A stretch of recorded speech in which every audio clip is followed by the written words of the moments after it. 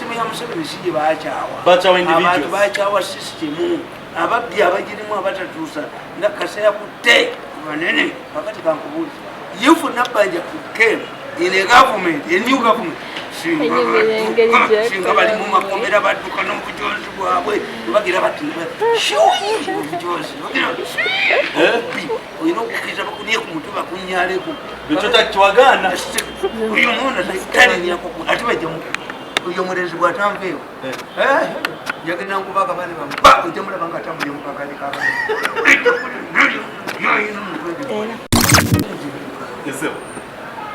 nti NRA Ngwabo believes that he can reform NRA. How? And I think his father-in-law has given him his assignment because this morning he was addressing a group of people and they raised the issue of organs. He said we are going to make a factory in Uganda for organs to produce. There is also a bill which is coming. He's in charge of government. The way Wabogo talked, addressed these people, he's in charge of this government. And he said the principal is behind me. He said, we must, no, the principal, the president, he said in his address, he said that we are going to create a new NRA. And he said, Mirundi will never access money. Where is this civil? Ngende mu opposition.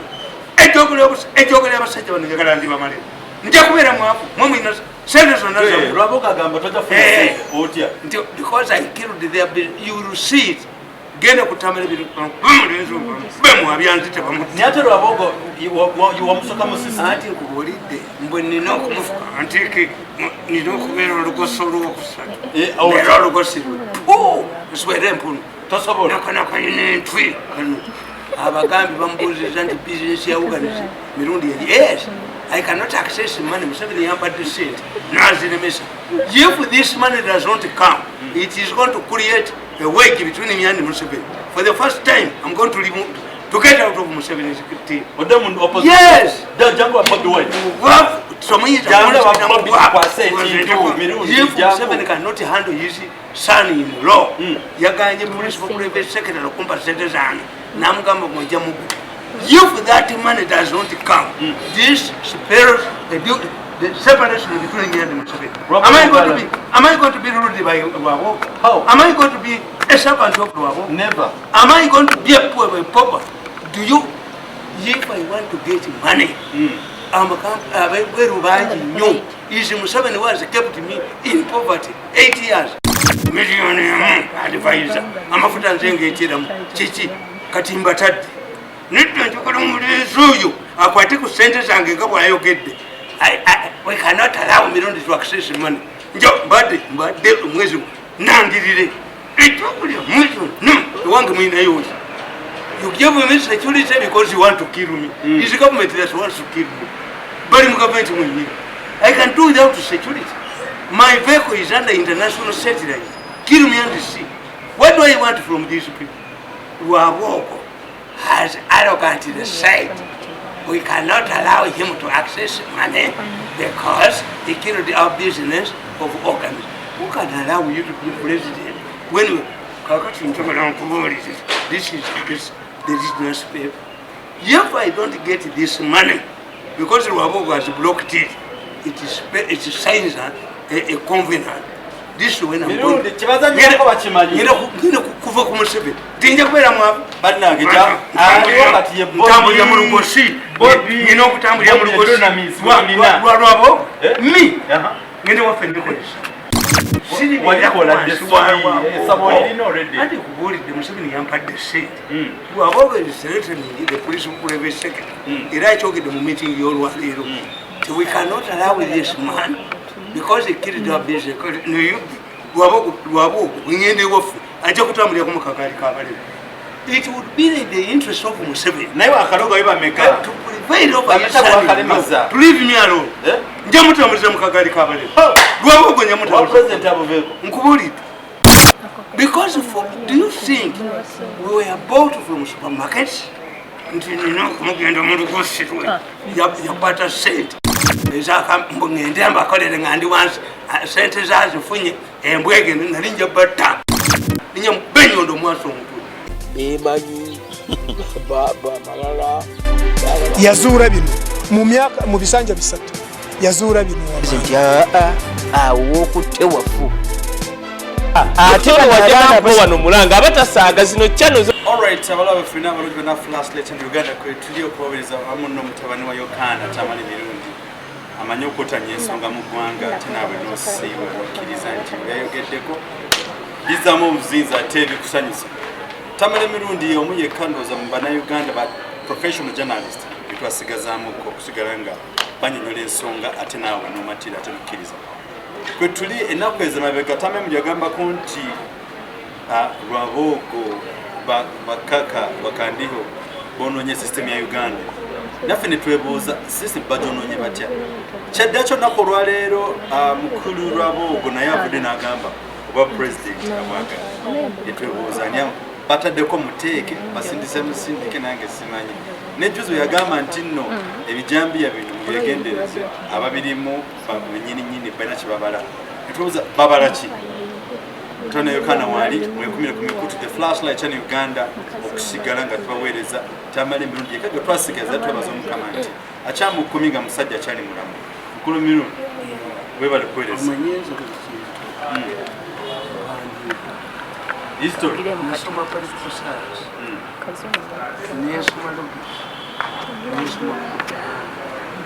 wasoma political science nosoma logic nosoma propaganda ne public relations international relations gosoma bingi ebimu byesomeseza Bible kati munsi muno ekintu ekifuga ensi kintu political science akugamba nti every sound, every decision must be purposeful. Every sound, every decision must be purposeful. Yes.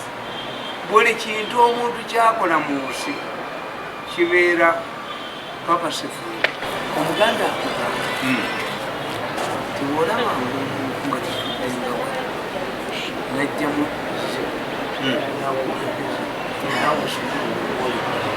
wali bajabuzi nazina why abamu nawe utema paipu n'otumwana toganti mulalu ebigambo bino bijja no this is a Muganda when somebody exposes his nakedness before you you also address and expose your nakedness you mudiri because everything is purposeful. For me, I'm not surprised. I've been following Rwabogo about kicked me out of the state. Rwabogo Kicked him out of the state house and told his mother-in-law that I had abused her. But my concern was, you saw the public relations of the state house. You must know all of the stories around. You must read all of the newspapers before the president. I used to get access to what was like in the headlines. Akati Kabashenga Gaina Kabashenga was a naked Nega Kabashenga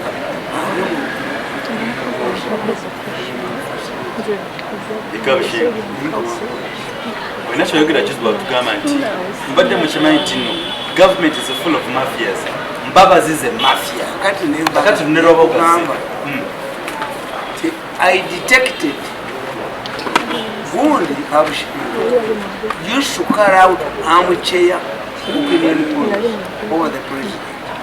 Kadaga Ainana, First Lady Aina Asad Mutar, Mozi Aina Kuna, Mbabazi Aina Musadu. I said, you people hate themselves. They put his wife.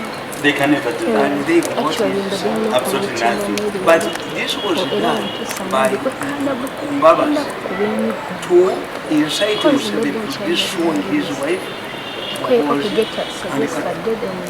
Mirundi, in other, what you're trying to mean is that Uganda yachawa Museveni, yachawa David, yachawa Nemtabani, so they cannot vote.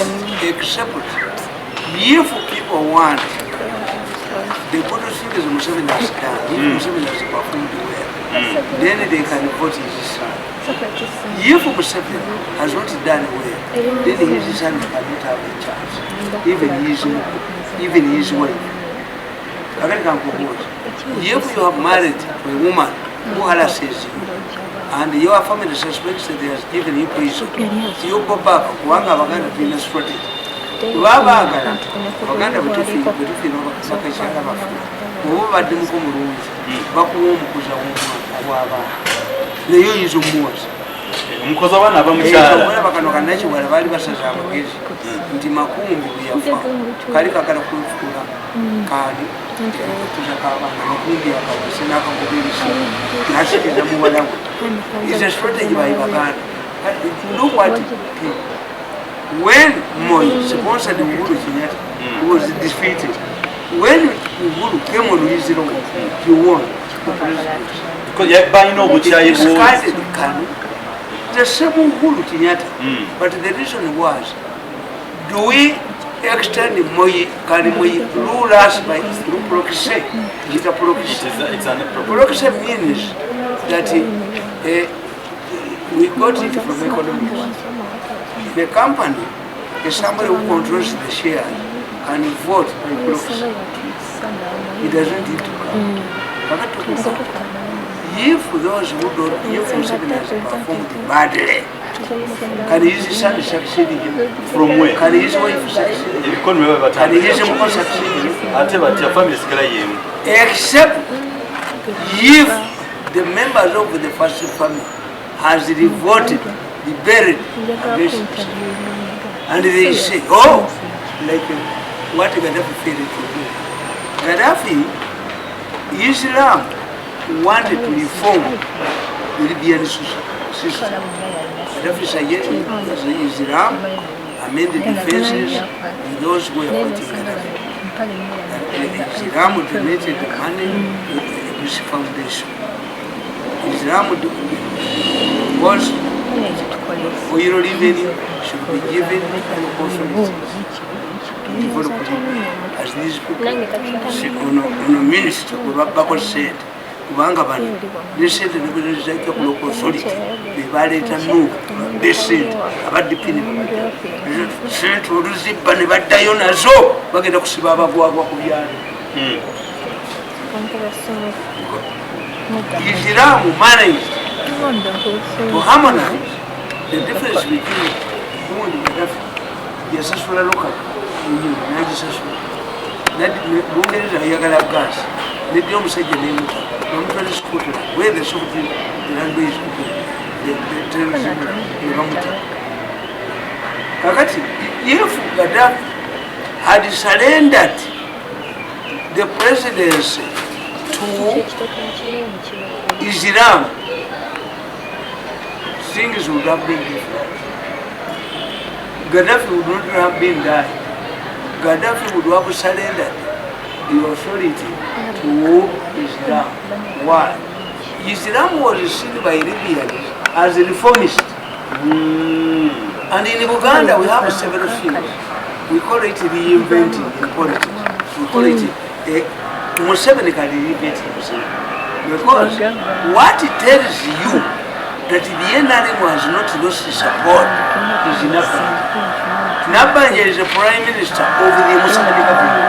Within a very short time, she has made an impact. Nabanja. And kubolira abantu bamwagala. Ekitegeeza abaana ba Museveni sibe baakyawa. Manya sisimu ya Museveni sije baakyawa. Abantu baakyawa sisitemu.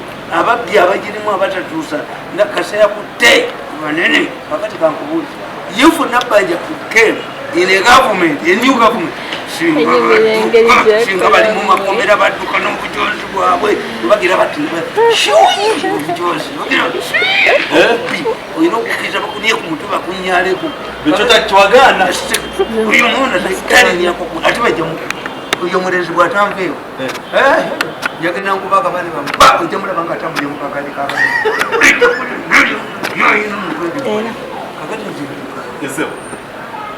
nti NRM Ngwabo believes that he can reform NRM. How? And I think his father-in-law has given him his assignment.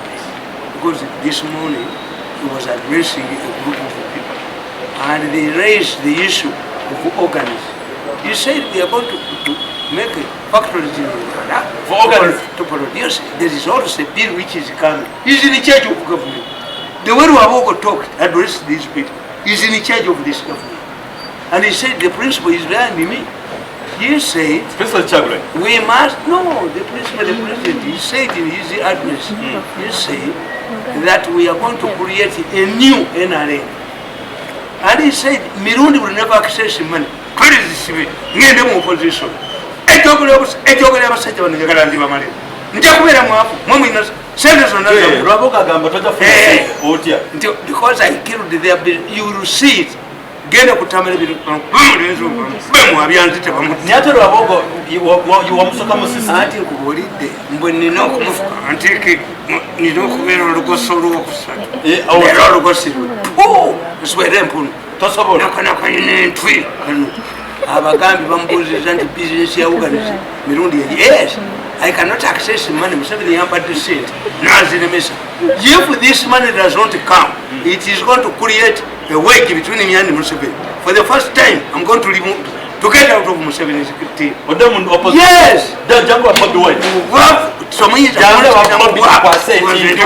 If Museveni cannot handle his son-in-law, yaganye municipal private secretary kumpa sente zange namugamba mwenja mugu. If that money does not come, this spells the separation between me and Museveni. Am I going to be ruled by Lwabo? How? Am I going to be a servant of Lwabo? Never. Am I going to be a pauper? Do you? If I want to get money, is Museveni was kept me in poverty 8 years. Million advisor. Amafuta nzenge etiramu. Chichi katimba tadde. Nitwe nchokola omulenzi oyo akwate ku sente zange nga bw'ayogedde. We cannot allow mirundi to access money. Njo mbadde omwezi nangirire ekyokulya mwezi ewange mwinayo oli. You give me security because you want to kill me. It's the government that wants to kill me. But in government I can do without security. My vehicle is under international satellite. Kill me on the sea. What do I want from these people? Lwabogo has arrogantly said we cannot allow him to access money because he killed our business of organs. Who can allow you to be president when you this is the business paper? If I don't get this money because Lwabogo has blocked it, it signs a covenant. This when I'm going to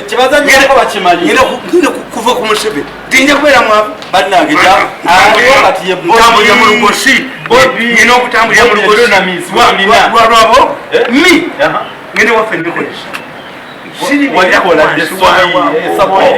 ati kubuulidde Museveni yampadde sente Lwabogo is threatening the police private secretary era akyogedde mu meeting y'olwaleero. We cannot allow this man because he killed our business. Lwabogo ngende waffe ajja kutambulira ku mukakali kabalira. It would be in the interest of Museveni naye akaloga bameka to prevail over his son to leave me alone. Nja mutambuliza mukakali kabalira. Lwabogo nja mutambuliza nkubulidde. Because do you think we were bought from supermarkets? Nti nina kumugenda mu lugosi lwe yakwata sente ngende ambakolere nga ndi wansi sente zazifunye embwege nali nja batta ninye benyondo mwaso omutwe.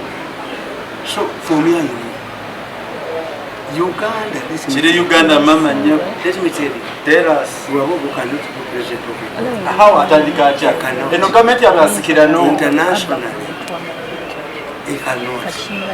That's one. Two, we have also Uganda. Do you think they can accept an extension of this? After 5 years. I know Museveni how he operates. Museveni uses the reverse psychology. Reverse psychology means that I appear to be helping you when I'm putting you in danger. When Museveni told this man, you don't know that Lwabogo was one time put under house arrest. Are you aware? I'm aware. Can I replay the tape? Tape jireke, omusajja tomwandika nnyo. Ebireke. He was arrested and had to get support restitute from somewhere. nebaddamu ne bamusiba tebamusibira musebere. Can I play the tape?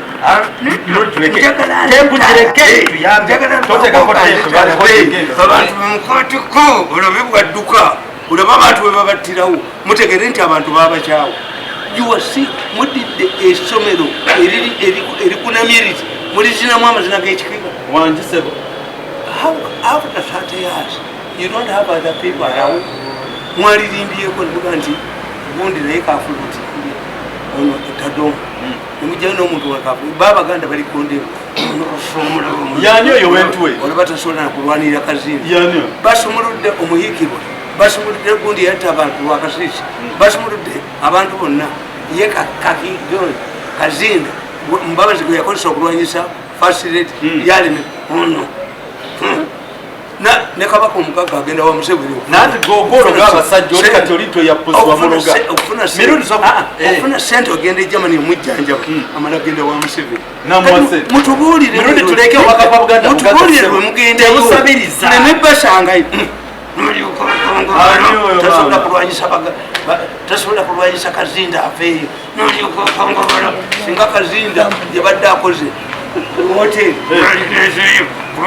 waliyo kyateeka mu mpale ye buli womulabira wonna aba nekyateeka mu mpale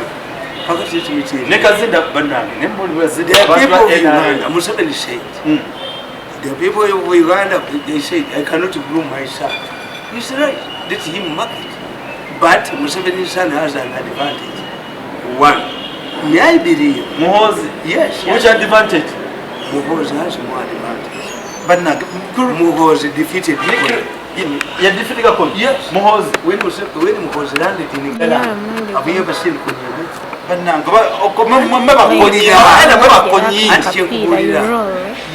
don't then become a panelist.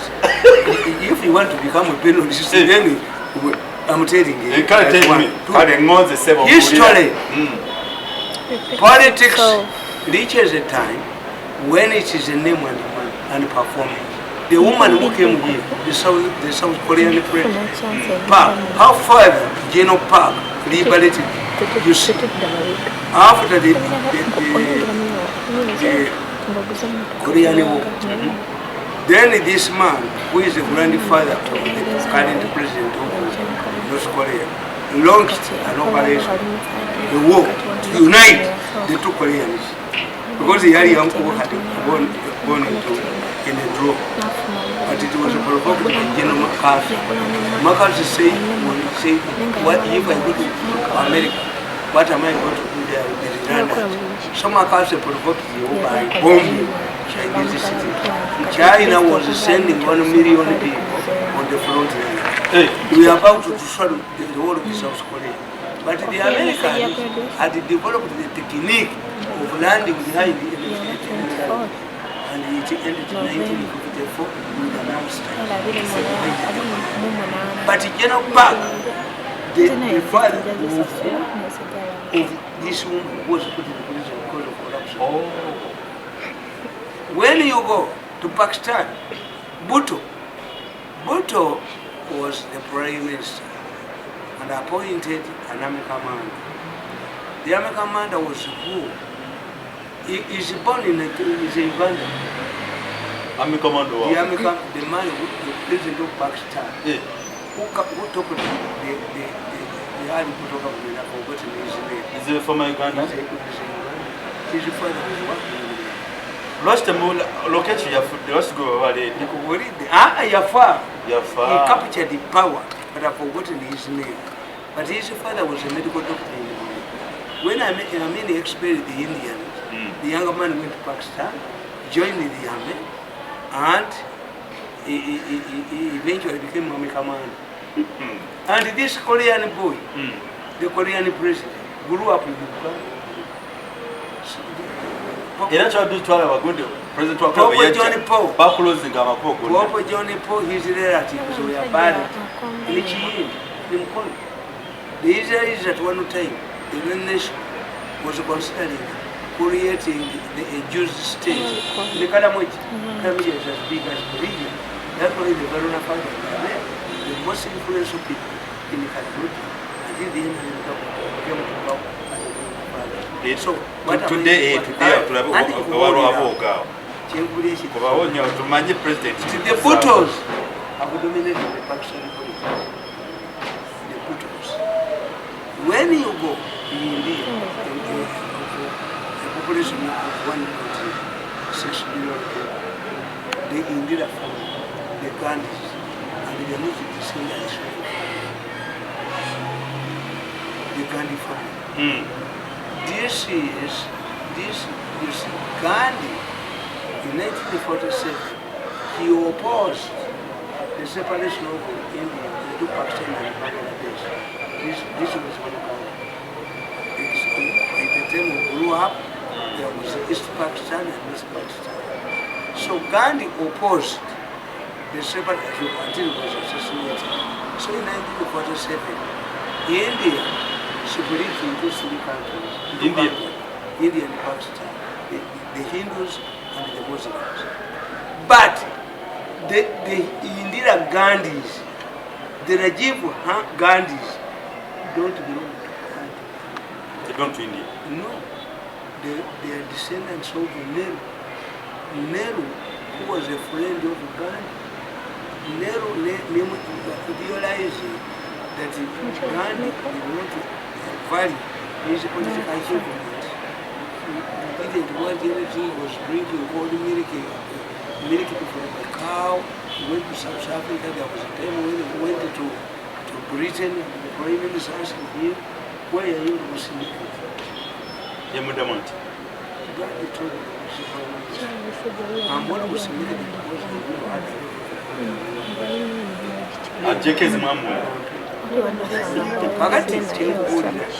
the Gandhis, until Rajiv Gandhi was assassinated, who became the head of the Congress party is Gandhi's wife. Rajiv Gandhi's wife, who is an Italian. When her parents are still met in Oxford. So what am I explaining? What about Uhuru Kenyatta? What about Uhuru Kenyatta? Kenyatta is a son of who? What about Kabila? Who was recently handed over? He's a son of who? In Greece.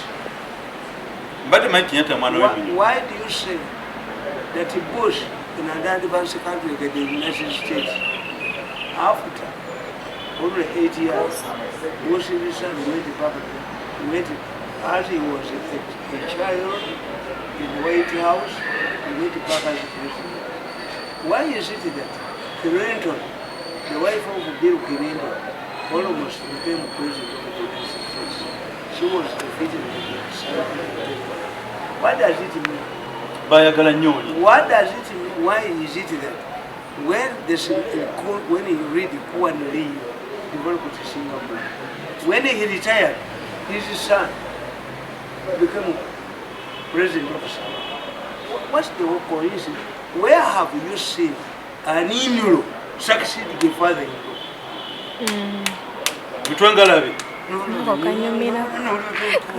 Let him kill me.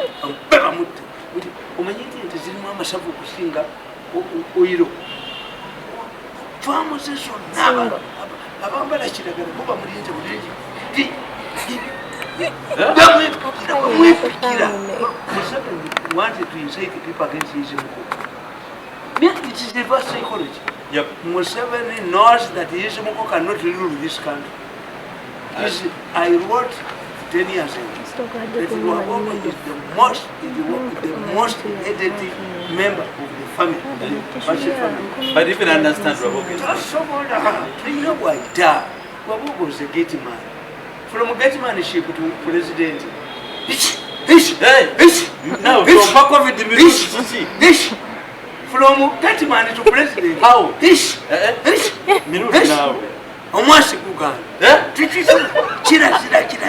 How can we explain this? That the president of Uganda was once a gateman.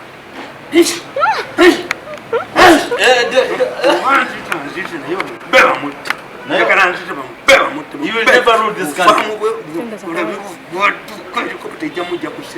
He doesn't know how. You see, when you smell, But does it talk?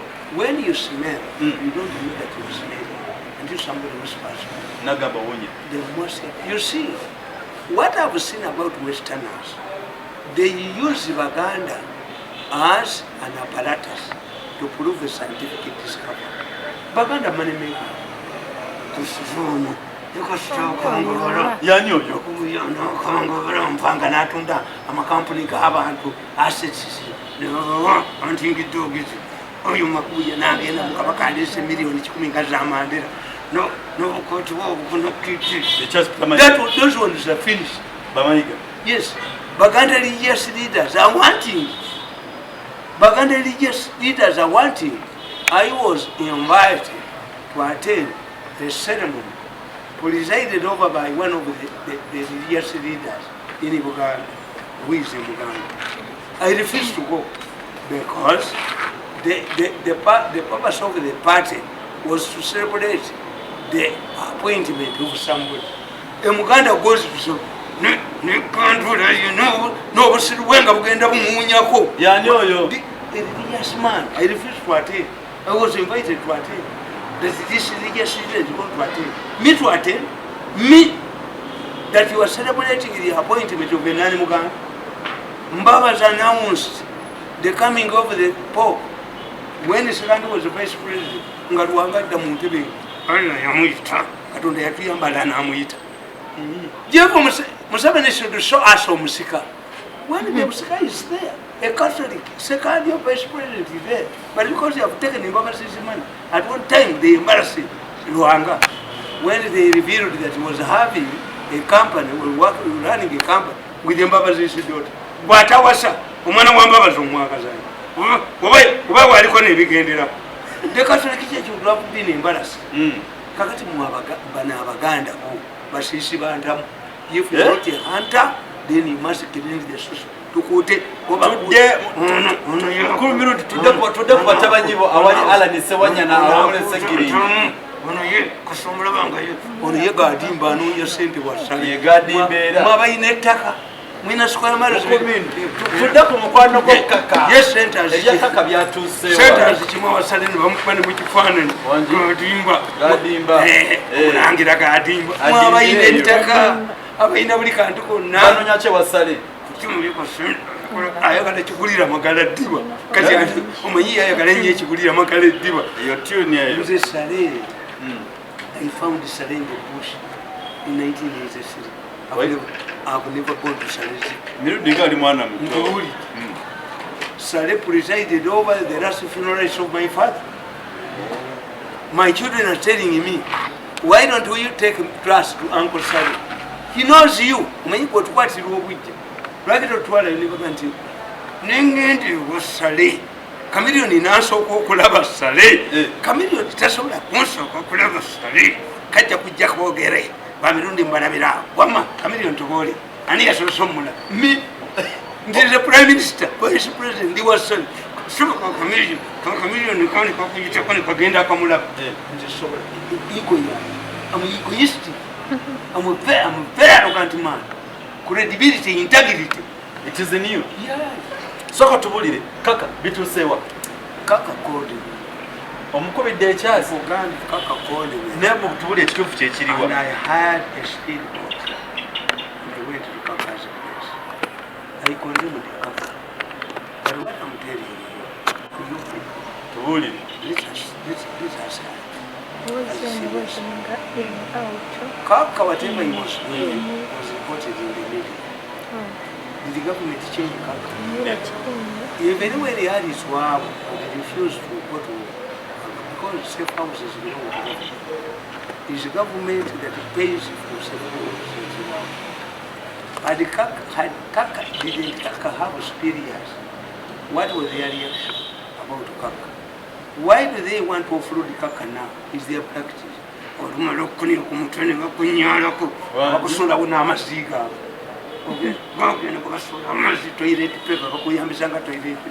This is a bad strategy. That's why I can't. Yes. When did they intervene? When Kaka was sacked as Iso chief, the same government coordinated him to Angola. Angola is a power in such as in Congo, which means the Angolan mission is important. Now, Kaka Yanga means you know what you see. What do I play? Kafana nepus, Katuno nepus, Kareva nepus, Karinge pussy. Kaka Yanga Mutemi Bijambi, Bagada Muslim Comida, and the Mako get about Timabijambi. And that's what they do. Once Kaka gave me a lot of information. That never told it to the Lots of what I said, young Alan is so young. They can now be Banavana, but I've written a book, Vomits of his Pride. Vomits of his pride. All I told it to Kaka. Kaka told me that one of the that he was one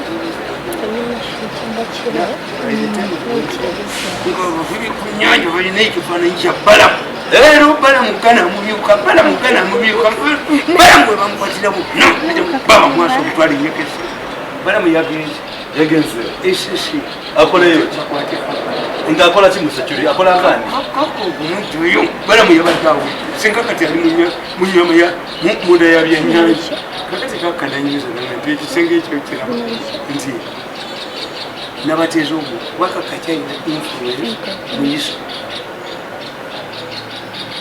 Ticket. You have a development of one to never was going to put some what can I use a number to say to the country? But I'm not very good. Never with you. I was to see you.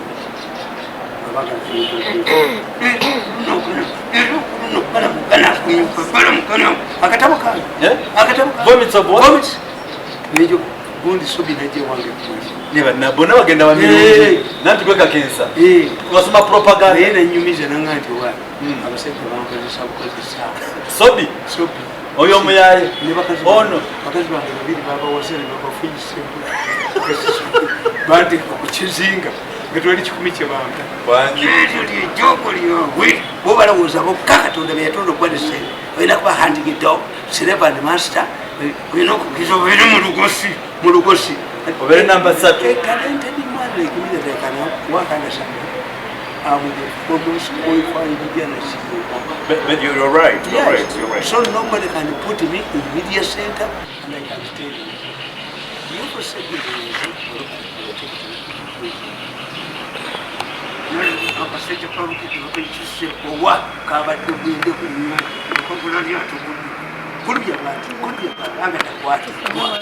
government should do it to put the family by arresting him. Why? Do you know the thing? Do you know this thing? You see, when you look at this, the Jamaican people, we are following the fight. You take the number of the that's what you do. You walk in there when you look where they are, where about you should be. Bobo ka they no kwera the center abalalambwa. We must evict these people.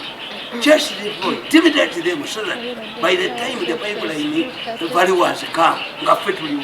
What do you do?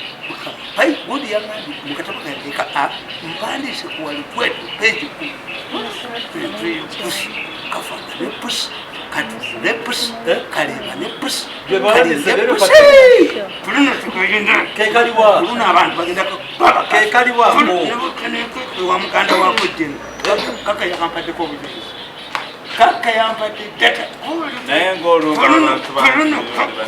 Bruno abantu tekawona ne bagana abera wa mukanda wa kujeni wena katambulira mu mama ye push kafana ne push kaleba ne push eyo tune eyo hiti y'omwaka kulubi lero kulubi akana munyuka kulubi akana munyuka amati amaso kulubi akana munyuka kulubi akana munyuka nebana mukana munyuka kikiba sade wakoze kibirundi lero kaka story information yambate ku bantu abo so are you telling us nti kaka musajja mutofu nnyo kaka ize mutofu wayo kani omuzimu kill a hunger ate how Umuzimu doesn't kill a hunger. Why? The hunger man is one of those criminals. Kaka was executed in the government of Western Union because we have a new government. Seven was killed, Hassan was killed, Hassan was after the let us see, even if this government is informed, Kaka served the government with certification. Because when Kaka was on service, Kaka was crucified, and there is a tradition that Ibadia became a diplomatic for doing very good work. Therefore, Kaka was executed a diplomatic assignment. And of which he did? Which means government recognizes Kaka's contribution. Then why Britain have a woman that you have narration? Gada mumyuka nenga mukuru mirundi yakuba tutandisana kwa ngenzi nja kwankujukiza tiwezesa miko mirundi so bana batabanyibo nze siko kuba baliwa segirinya abo bava mukabafe mirundi bana basajja bakadde bagenda their efforts abaganda abatasoma babakozesa seginya teyasoma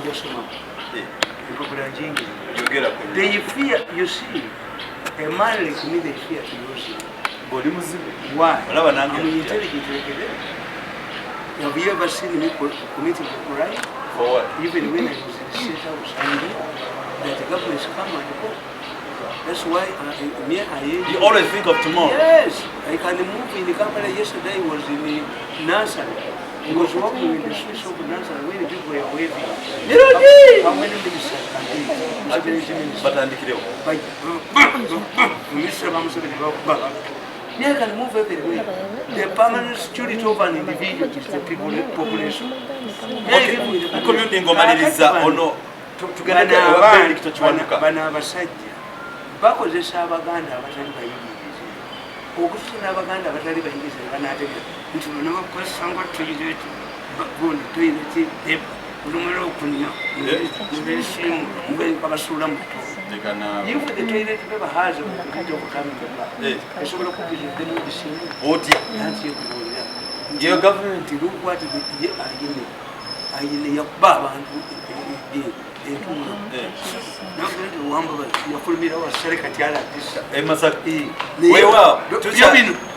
byobino babyeyambisa toilet paper.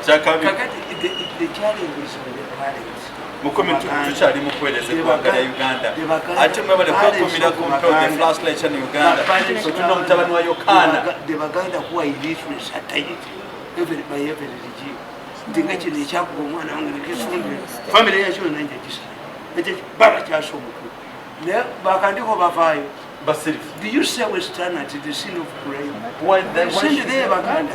Why? Baganda illiterates. They are hunting dogs. They are hunting dogs. Kale sebo.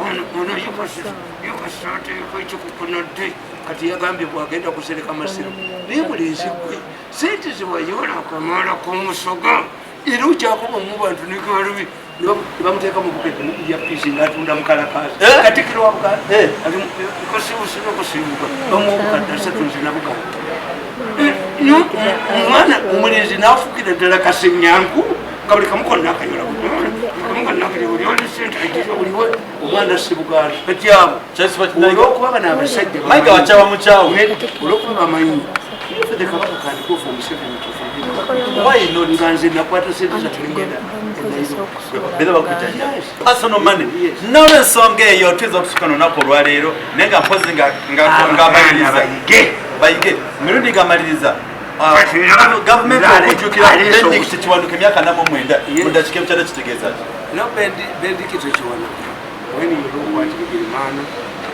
Ilimana what Wajite bachi tumia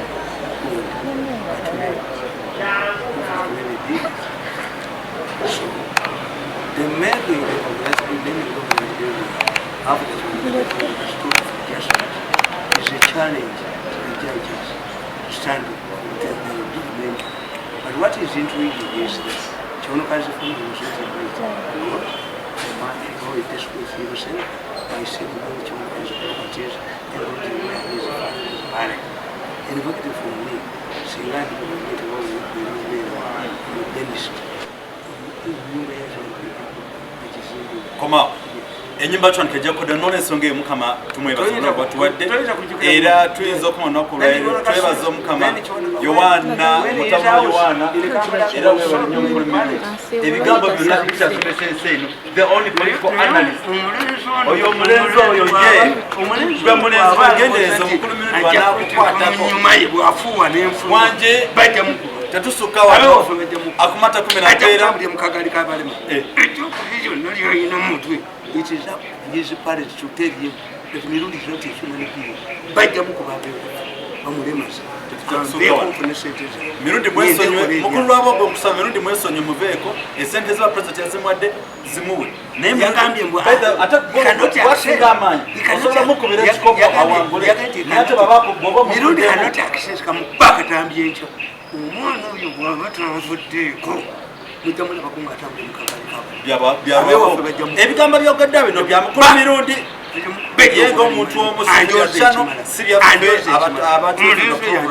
nolwensonga eyakumatabere bulungi mweraba abalwazi investments bakuleetedde gaggawala ne Kaitunsi project anti gwe atalina ttaka obasasula miliyoni 2.5 ne bakufunira eka y'ettaka liiza emyaka 7 ne mukola endagaano mu mannya go ne nannyini ttaka olwo ne bakusimbirako ate emiti ne bagirabiri okumala omwaka mulamba emyaka 3 egisooka n'ofuna miliyoni 10 n'emyaka emirala 3 miliyoni 10 liizi yegenda okuggwako emyaka 7 ng'ofunye miliyoni 2.3 gw'ayina ettaka wonna w'oliina otusasula miliyoni 1.2 ne tukusimbira emiti ne tugirabira okumala omwaka mulamba.